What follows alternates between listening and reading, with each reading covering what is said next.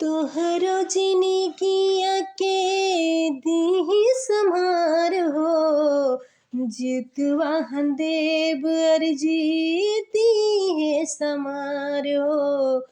चंदा जैसन चमके ई मुखड़ा तुहार हो, जुग जुग जिया ए बबुआ हमार हो। चंदा जैसन चमके ई मुखड़ा तुहार हो, जुग जुग जिया ए बबुआ हमार हो। हमरो दुलरुआ के नजरो न लागे, रहिया तू हरदम सबका से आगे। पढ़ी लिखी बबुआ तू खूबे नाम कमैहा, कबो परेशानी से नाही डरैहा।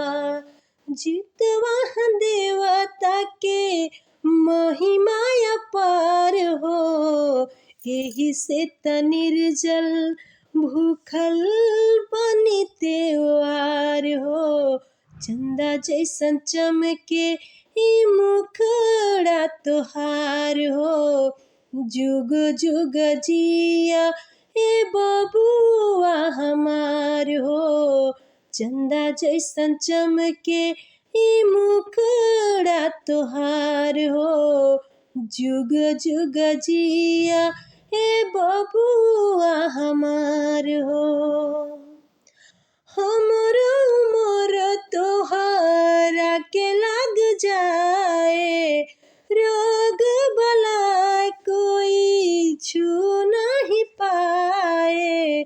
तोहरो से रोशन बाटे अंगना हमार हो, कबहू भुलैहा ना माई के दुलार हो।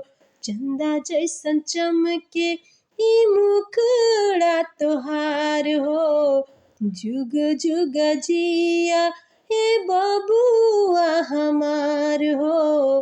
चंदा जैसन चमके ई मुखड़ा तुहार हो, जुग जुग जिया ए बबुआ हमार हो।